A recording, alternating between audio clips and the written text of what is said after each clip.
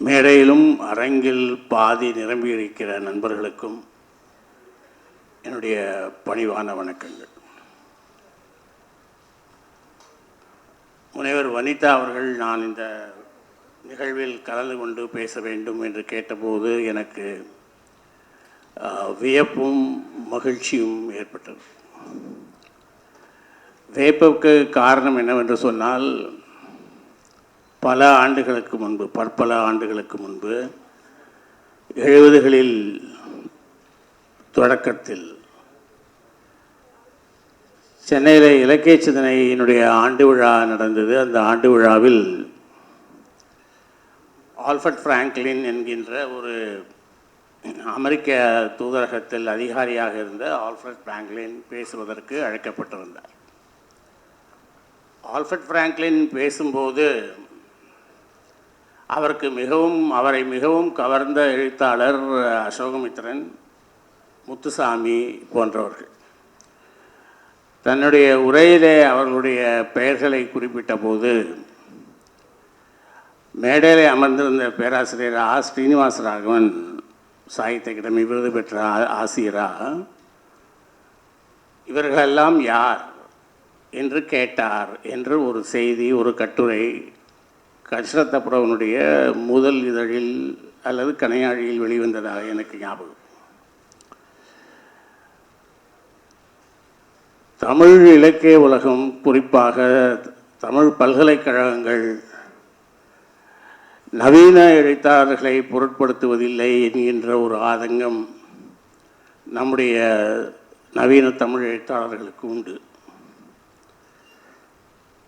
சமகால இலக்கியம் என்று பேச வந்தால் அது பெரும்பாலும் பாரதிதாசனோடு முடிந்துவிடும் அப்போது. ஆனால் அதற்கு பிறகு வெகு வேகமாக நிலைமைகள் மாறின. 80களிலே வெகு வேகமாக நிலைமைகள் மாறின. தமிழ் பேராசிரியர்களாக கல்லூரிகளில் தமிழ் போதித்து கொண்டிருந்த கவிஞர்கள் புதுக்கவிதை எழுத வந்தார்கள். மீரா என்கின்ற மீ ராஜேந்திரன், சிற்பி பாலசுப்ரமணியம், அப்துல் ரஹ்மான், மேத்தா, ஈரோடு தமிழன்பன் என்றும் அதற்கு ஒரு பெரிய பட்டியல் உண்டு. சி கனகசபாபதி என்கின்ற பேராசிரியரின் முயற்சியினால் மதுரை பல்கலைக்கழகத்தில் 80களின் தொடக்கத்தில் லாசாரா, பிச்சமூர்த்தி போன்றவர்களை பற்றிய கருத்தரங்கங்கள் நடந்தன. 84ல் வெளிவந்த என்னுடைய முதல் சிறுகதை தொகுப்பு கல்லுக்கு கீழும் பூக்கள் மதுரை பல்கலைக்கழகத்தில் முதுகலை மாணவர்களுக்கு அவர்களுடைய பாடத்திட்டத்திலே வைக்கப்பட்டது. இதை போன்ற பல முயற்சிகள் நடந்தன. தமிழ் பேராசிரியர்கள் புதுக்கவிதைகள் எழுதினார்கள், புதுக்கவிதைகளை பற்றி ஆராய்ந்தார்கள், எம்ஃபில் பிஹெச்டி பட்டங்கள் பெற்றார்கள். வள்ளிக்கண்ணனுடைய புதுக்கவிதை வரலாறு பல்கலைக்கழகங்களிலே பாடத்திட்டங்களிலே இடம்பெற்றது. ஆனாலும் இன்றைக்கு தமிழவன் பேசியதை கேட்டிருப்பீர்கள். ஆனாலும் இன்றைக்கும் நவீன தமிழ் எழுத்தாளர்களுக்கு பல்கலைக்கழகங்கள் போதிய அங்கீகாரம் கொடுப்பதில்லை என்கின்ற ஒரு மனக்குறை இருக்கிறது. பென்சில் படங்கள் வெளிவந்ததற்கு பிறகு, பென்சில் படங்கள் 2001 வெளிவந்தது. பென்சில் படங்கள் வெளிவந்ததற்கு பிறகு அளித்த ஒரு நேர்காணலில் ஞானக்கூத்தன் பல்கலைக்கழகங்களை பற்றி ஒரு மனக்குறையோடு பேசியிருந்தார். பல்கலைக்கழகங்கள் நம்முடைய கலாச்சாரத்தை பாதுகாக்க முனைகின்றன, அதனால் அவை நவீன கவிதைகளை, நவீன எழுத்தாளர்களை அனுமதிப்பதில்லை என்பதை போன்ற ஒரு கருத்தை அவர் பேசியிருந்தார். இன்றைக்கு சென்னை பல்கலைக்கழகம் ஞானக்கூத்தனை பற்றி ஒரு உரையரங்கை ஏற்பாடு செய்திருக்கிறது என்பது, ஞானக்கூத்தன் இருந்திருந்தால் மகிழ்ச்சி அடைந்திருப்பார், நான் மகிழ்ச்சி அடைந்திருப்பதைப் போலவே. வியப்பு என்னவென்று சொன்னால், கவிதைகளை பற்றிய பார்வை, எது கவிதை என்பதை பற்றி என்னுடைய பார்வை இன்றைக்கு இருக்கிற பல கவிஞர்களுடைய பார்வையிலிருந்து மிகவும் விலகியது. உலகத்தோடு ஒட்ட ஒழுக கற்காதவன் என்பதனால் என்னுடைய பார்வை அவர்களிலிருந்து விலகியது. அது அவர்களுக்கு உவப்பளிக்கக்கூடியதாக இருக்கும் என்று கூட என்னால் சொல்ல முடியாது. ஆனால் என்னை ஞானக்கூத்தனை பற்றி பேச அழைத்திருக்கிறார்கள் என்பதுதான் இதில் இருக்கிற வியப்பு.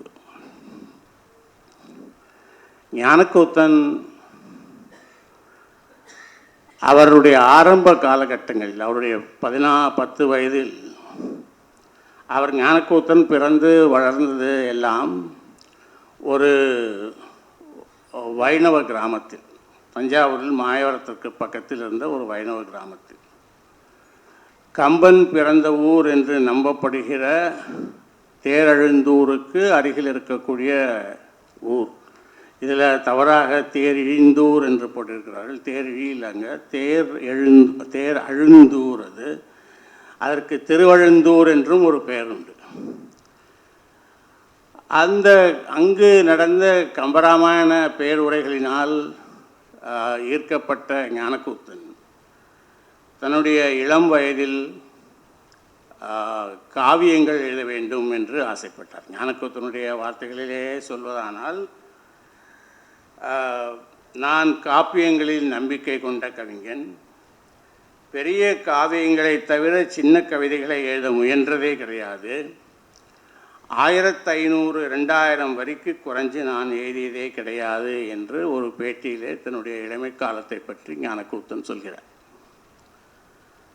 அப்படி இருந்த ஞானக்கூத்தன் புதுக்கவிதைக்கு தாமதமாக வந்து சேர்ந்தார். தாமதமாக என்று நான் சொல்வதற்கு 2 காரணங்கள். பாரதியாரால் பரிசோதிக்கப்பட்ட புதுக்கவிதை என்கின்ற அந்த முயற்சி பிறகு பிச்சமூர்த்தியினால் முன்னெடுக்கப்பட்டது. பிச்சமூர்த்தியினுடைய பெட்டிக்கடை நாரணன் என்கின்ற கதை 1940களிலேயே எழுதப்பட்ட ஒரு கவிதை. யுத்த காலத்தில், இங்கு ரேஷன் அமலில் இருந்த காலத்தில், பங்கீட்டு முறை என்று அதை சொல்வார்கள், ரேஷன் அமலில் இருந்த காலத்தில் எப்படி ஒரு சாதாரண பெட்டிக்கடை தொடங்கிய ஒருவன் இந்த ரேஷன் காலத்தில் மண்ணெண்ணெயை, அரிசியை கள்ள மார்க்கெட்டில் விற்று பணக்காரனாக ஆனான் என்பதை சொல்லுகிற கவிதை அது. யாப்பு துறந்த கவிதை. ஆனால் அது 1959 செல்லப்பா புதுக்கவிதையை ஒரு இயக்கமாக முன்னெடுத்த போது அதை ஒரு முன்னுதாரணமாக வைத்து புதுக்கவிதையை முன்னெடுத்தார் செல்லப்பா. ஆனால் ஞானக்கூத்தனுடைய கவிதைகள் எதுவும் எழுத்தில் வெளிவந்ததில்லை. இன்னும் சொல்லப்போனால் எழுத்தில், அதாவது புதுக்கவிதை என்பது ஒரு இயக்கமாக தொடங்கியதற்கு பிறகு 1968 நடையில்தான் ஞானக்கூத்தனுடைய கவிதை வெளிவந்தது. புதுக்கவிதை எழுத்து தொடங்கி ஏறத்தாழ 9 ஆண்டுகளுக்கு பிறகுதான் ஞானக்கூத்தனுடைய முதல் புதுக்கவிதை சீமணி நடத்திய எழுத்தில் வெளிவந்தது. இதை குறித்து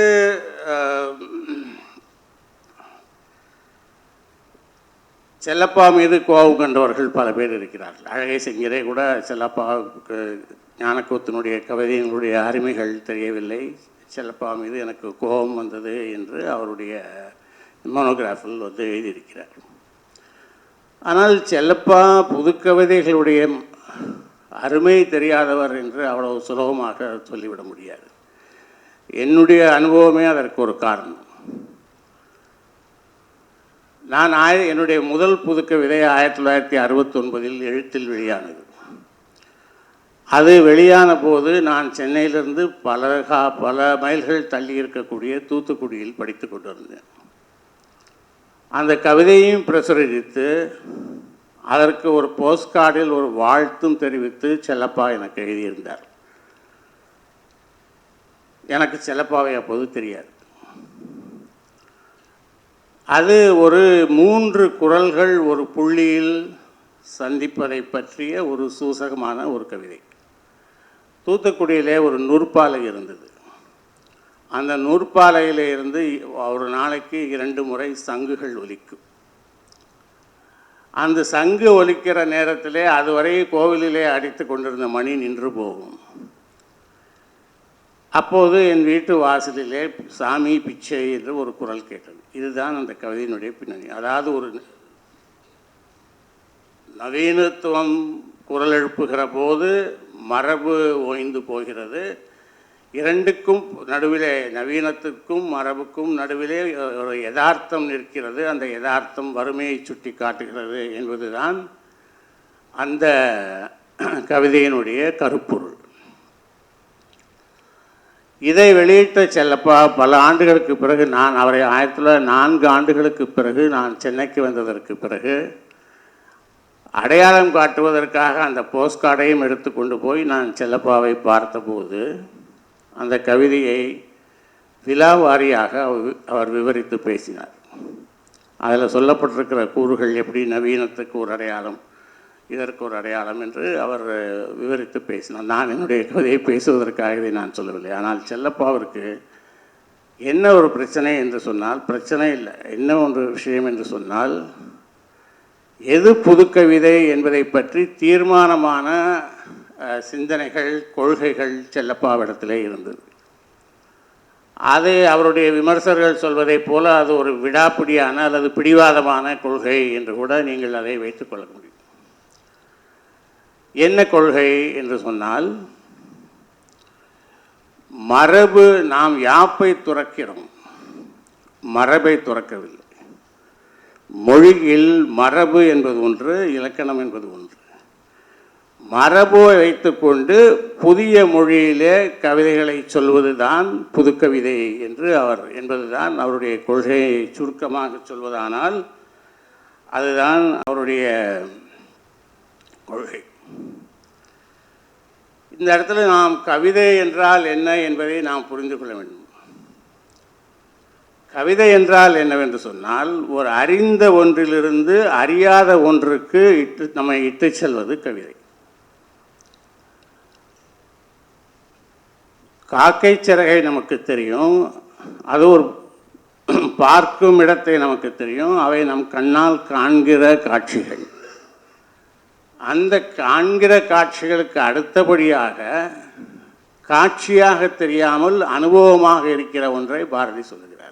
கேட்கும் மொழி எல்லாம் என்று சொல்லுகிறார். இந்த கேட்கும் மொழி எல்லாம் என்பதில் அது ஒரு அனுபவம் என்பது ரொம்ப பர்சனலைஸ்டான ஒரு அனுபவம்.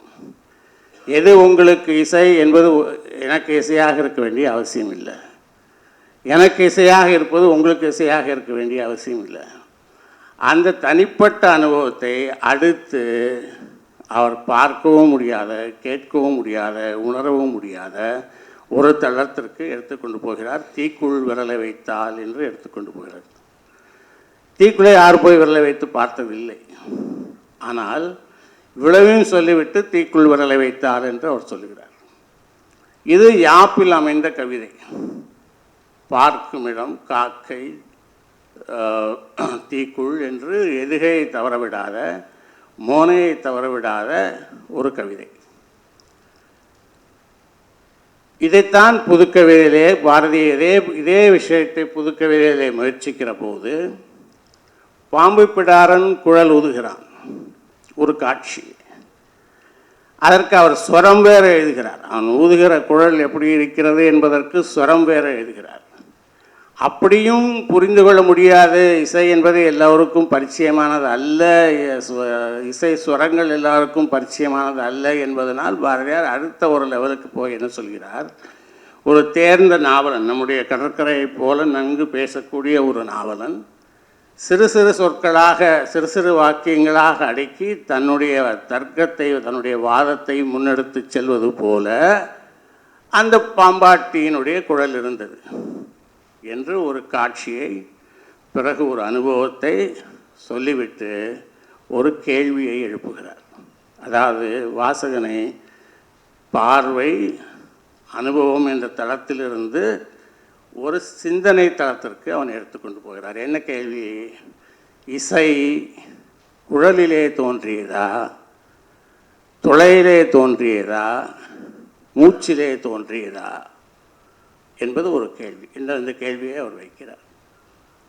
இது ரொம்ப கொச்சையாக, ரொம்ப எளிமையாக சொல்வதானால் தில்லானா மோகனாம்பாளில் மனோரமா சிவாஜி கணேசன்கிட்ட கேட்பாங்கள்ல, எப்படி உங்கள் குழலிலிருந்து மட்டும் இந்த இசை வருகிறது என்று. அதை போல் ஒரு அடுத்து அதை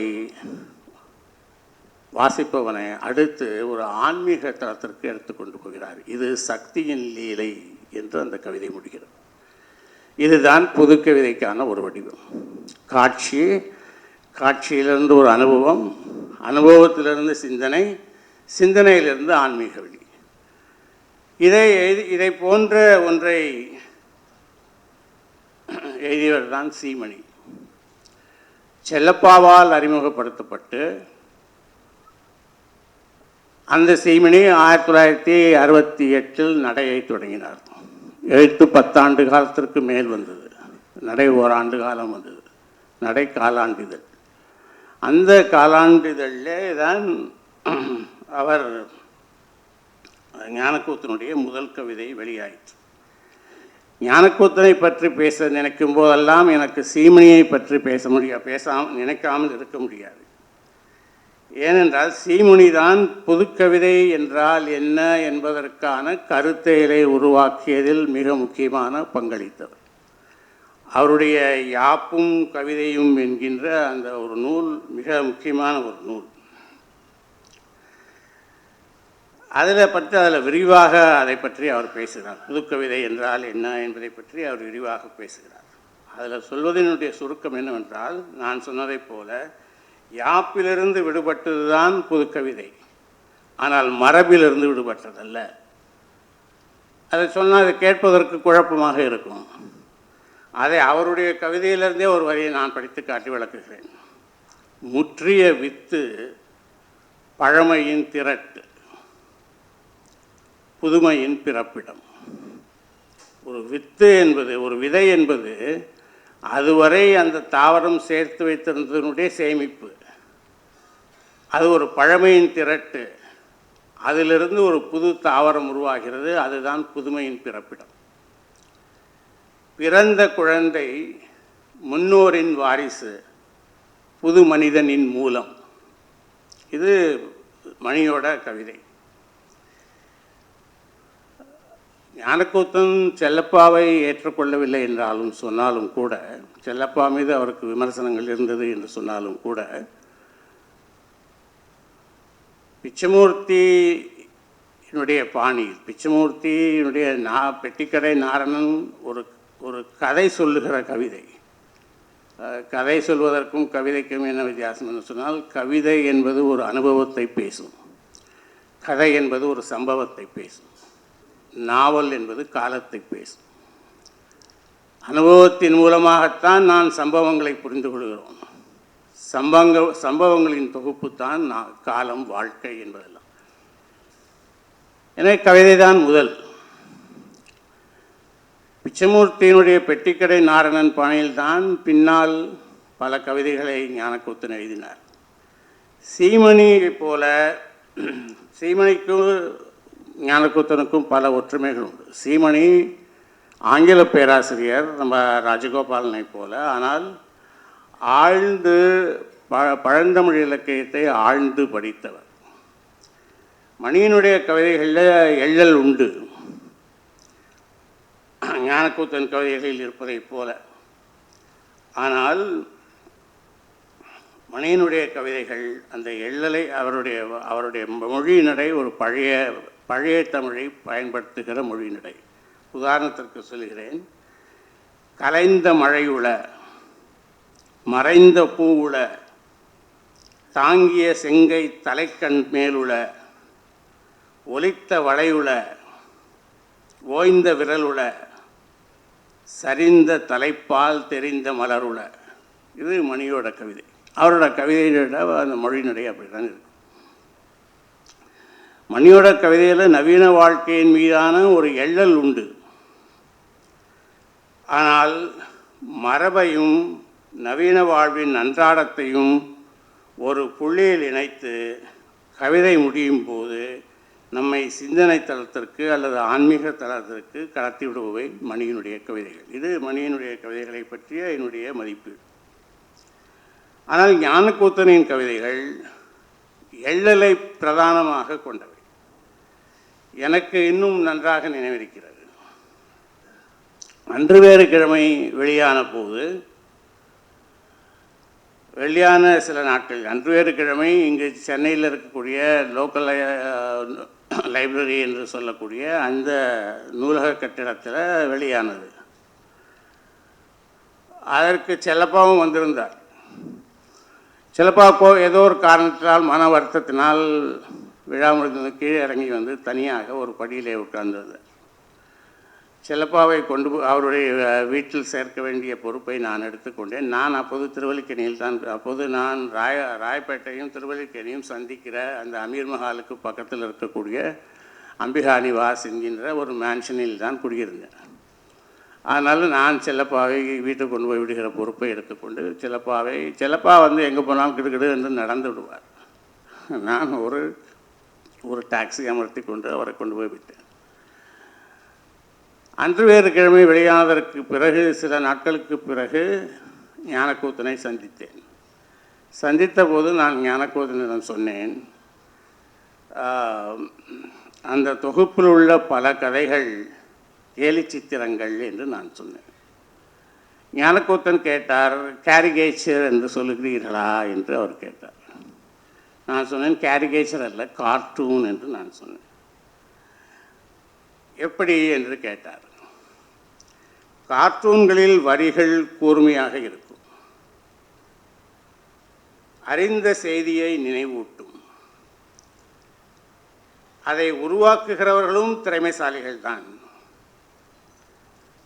ஆனால் அதன் அடிநாதம் எள்ளல். இன்னொன்றும் சொன்னேன், கார்ட்டூனிஸ்டுகளை உலகத்தின் சிறந்த ஓவியர்களின் வரிசையில் வைத்து யாரும் நினைப்பதில்லை என்று நான் சொன்னேன். அன்று கேலி சித்திரங்கள் பற்றி சொன்னேன், இன்றைக்கு பென்சில் படங்கள் பற்றி பேசுகிறேன். பென்சில் என்பதே எனக்கு பல்வேறு நினைவுகளை, அதாவது பென்சில் என்பதை நினைக்கும் போதெல்லாம் எனக்கு அதனுடைய மொபிலிட்டி என்று நாம் சொல்கிறோம் இல்லையா, ஒரு இடத்திலிருந்து இன்னொரு இடத்திற்கு எடுத்துக்கொண்டு போகுது. இங்கே இருக்கக்கூடிய பிரசிடென்சி காலேஜில் உவேஸ் அண்ணாவையர் ஒரு உரை நிகழ்த்தினார். அந்த உரையை கேட்பதற்கு பாரதியாரும் சோமசுந்தர பாரதியும் வந்தார்கள். பாரதியார் தன்னுடைய குறிப்புகளை பென்சிலிலே எழுதி எடுத்துக்கொண்டார். ஏனென்று சொன்னால், அப்போது பேனாவை எடுத்துக்கொண்டு போக முடியாது. அப்போது பேனா என்பது திஜராவனுடைய வார்த்தைகளில் சொன்னால் ஒரு குச்சி, அந்த குச்சியின் முனையிலே ஒரு நிப்பு, அந்த நிப்பை சுற்றி கட்டப்பட்ட ஒரு கயிறு, அதை தொட்டு எழுதுவதற்கான ஒரு மசிப்பூட்டி, இதுதான் பேனா. அதனால் பேனாவை எடுத்துக்கொண்டு போக முடியாது. அதனால் பென்சில் எடுத்துக்கொண்டு போவார்கள். எனவே இந்த பென்சில் என்கின்ற வார்த்தையே எனக்கு பல எண்ணங்களை கிளர்த்தியது. பென்சில் படங்கள் முதல்ல சொல்ல வேண்டிய விஷயம், இதில் கேலி சித்திரங்கள் குறைவு, சித்திரங்கள் அதிகம். இது ஆனால் கவனம் பெற வேண்டிய, விவாதிக்கப்பட வேண்டிய ஒரு தொகுப்பு என்று நான் நினைக்கிறேன். இன்றைக்கு இதுவரைக்கும் பேசியவர்கள் எல்லோரும் ஞானக்கூத்தனுடைய ஆரம்பகால கவிதைகளை குறிப்பிட்டு பேசினார்கள். நிகழ்ச்சியை தொகுத்து வழங்கியவர் கார்லோஸ், அந்த பேராசிரியர்கள் எல்லோரும் அவருடைய ஆரம்பகால கவிதையை தொட்டு பேசினார்கள். ஆனால் பென்சில் படங்கள் கவனிக்கப்பட வேண்டிய ஒன்று. ஏன் என்று கேட்டால், ஞானக்கூத்தனுடைய முழு கவிதைகளும் தொகுத்து 1998 விருட்சம் வெளியீடாக மௌலிதான் அதை கொண்டு வந்தார். அதற்கு பிறகு 4 ஆண்டுகளுக்கு பிறகு 2002 பென்சில் சித்திரங்களை பழையபடியும் விருட்சம் வெளியீடாக மௌலி கொண்டு வந்தார். இந்த 4 ஆண்டு காலத்தில் என்ன நடந்தது? ஞானக்கூத்தன் மாறி இருக்கிறாரா? நான் வளர்ச்சி என்ற வார்த்தையை கவிஞர்களுக்கு பயன்படுத்துவதில்லை, அது ஒரு அபத்தமான வார்த்தை. கவிஞர்களுக்கு வளர்ச்சியும் இல்லை, தெய்வம் இல்லை, மாற்றங்கள் உண்டு.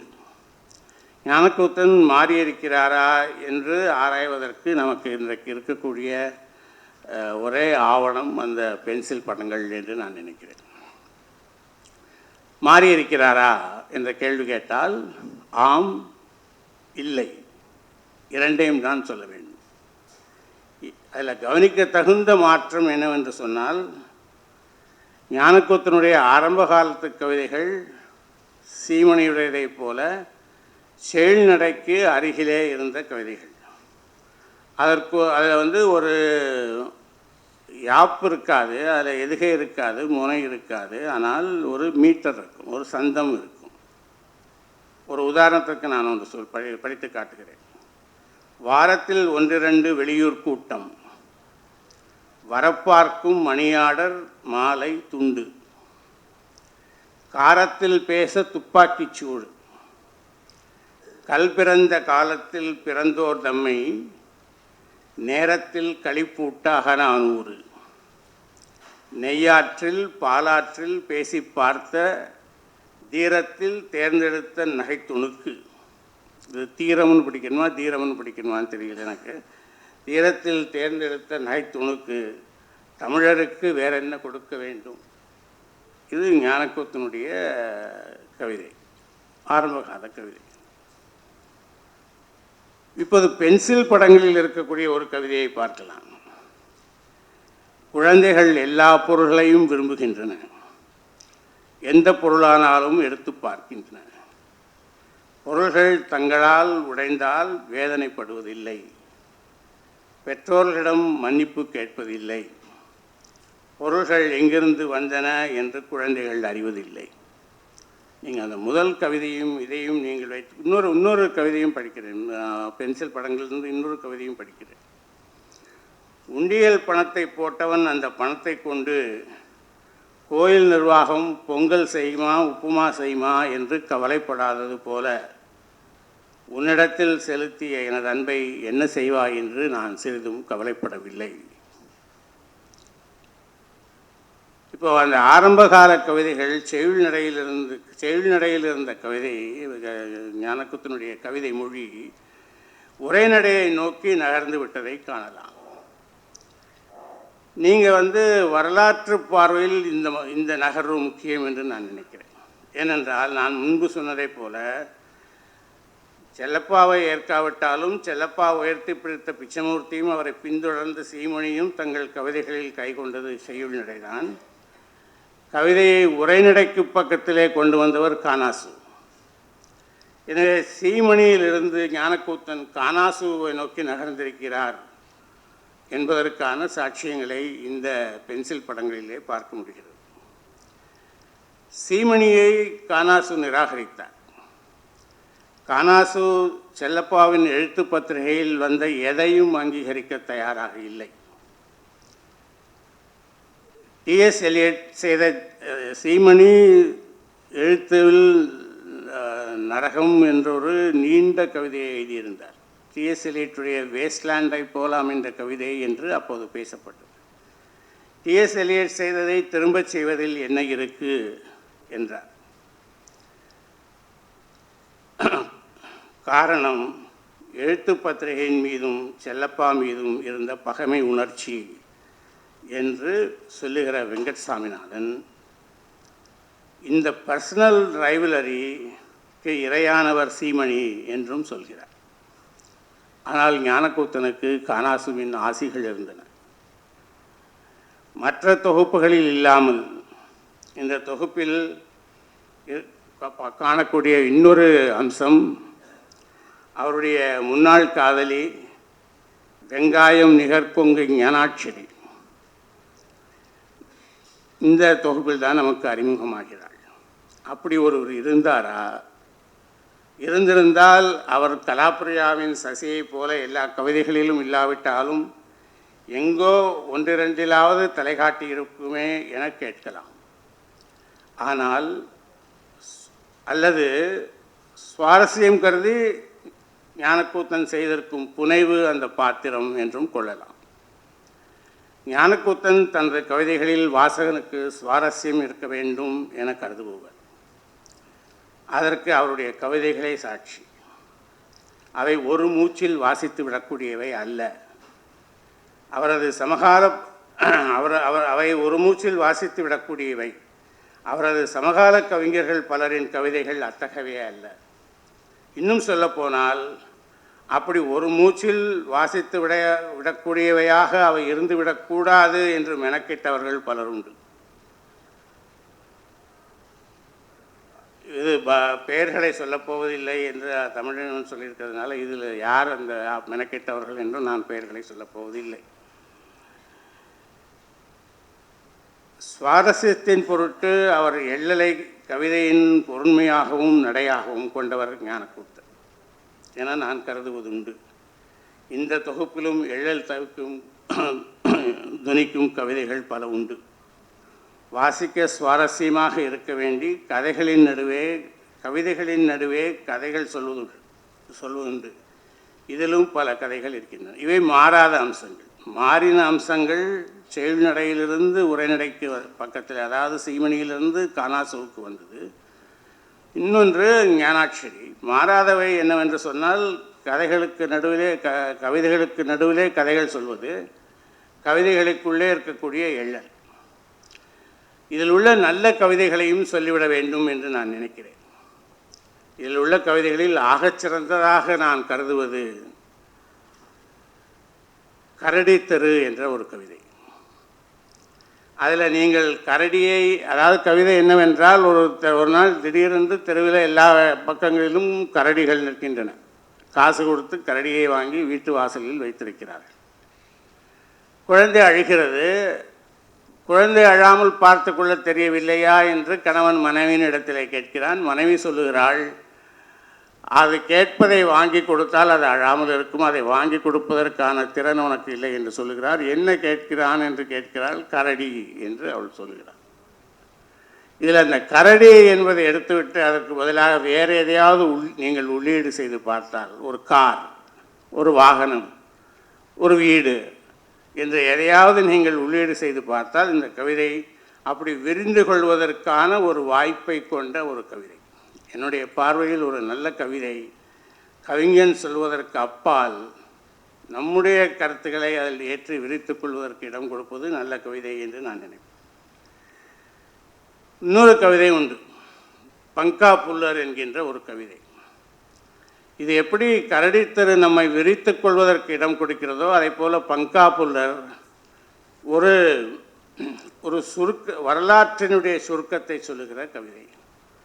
இது கமலஹாசனுக்கு பிடித்தது என்கின்ற ஒரு வரிகள் எல்லாம் வருகிறது. அது ஒரு அவசியமற்ற ஒரு 6வது விரல் கமலஹாசனை பற்றி அதில் குறிப்பிடுவது. அது இல்லாவிட்டாலும் கவிதை எழுந்து நிற்கக்கூடிய கவிதை. இன்னொரு நல்ல கவிதை லூசி கிரே. ஆனால் லூசி கிரேயை பற்றி நீங்கள் புரிந்து கொள்ள வேண்டுமானால் உங்களுக்கு வேர்ட்ஸ்வர்த்தை தெரிந்திருக்க வேண்டும். லூசி கிரே யார் என்று கேட்டால் வேர்ட்ஸ்வர்த்தினுடைய சகோதரி. ஒரு நாள் பனி பெய்கிற ஒரு நள்ளிரவில் கையில் விளக்கை எடுத்துக்கொண்டு ஆற்றை நோக்கி நடந்து போகிறாள். அவள் எங்கே போனாள் என்று தெரியாது. சில நாட்களுக்கு பின்பு அந்த ஆறு இல்லை, அந்த வாய்க்கால், கெனால், அதிலிருந்து அவளுடைய உடலின் பகுதிகள், இறந்து போன உடல் எடுக்கப்படுகிறது. இது வேர்ட்ஸ்வர்த்தை ரொம்ப பாதித்த ஒரு விஷயம். இதை அடிப்படையாக வைத்து வேர்ட்ஸ்வர்த் லூசி கிரே எழுதினார். வேர்ட்ஸ்வர்த் பல கவிதைகளில் லூசியை பற்றி எழுதியிருக்கிறார். ஆனால் இந்த கவிதை வித்தியாசமானது. ஏனென்றால் இந்த கவிதையில் தான் அவளுடைய வயது, அவளுக்கும் வேர்ட்ஸ்வர்த்திற்கும் இருந்த உறவு, இவற்றை பற்றி சொல்கிறார். மற்ற லூசி கவிதைகள் பொதுவாக லூசி என்கின்ற ஒரு பெண்ணை பற்றி பேசுகிற கவிதைகள். ஆனால் இது ஞானக்கூத்தனை மிகவும் பாதித்த கவிதை என்று எனக்கு தோன்றியது இதை படித்த போது. அது ஒரு நல்ல கவிதை. பென்சில் படங்கள் பற்றி அளித்த ஒரு பேட்டியிலே ஞானக்கூத்தன் சொல்கிறார், உங்கள் பென்சில் படங்கள் பூரா உங்கள் பிள்ளை பருவ வாழ்க்கை தானா என்று பேட்டியாளர் கேள்வி கேட்கிறார். என்னை பொறுத்தவரையில் அது ஒரு அபத்தமான கேள்வி.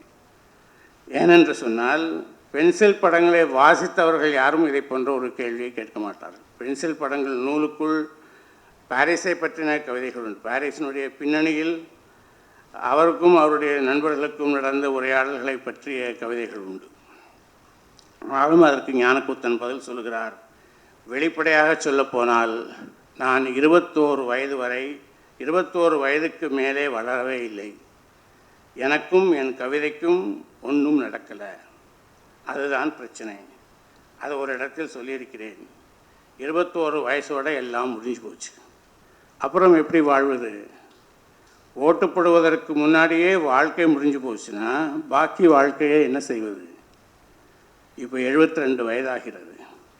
50 வருஷம் ஓட்டி இருக்கேன்.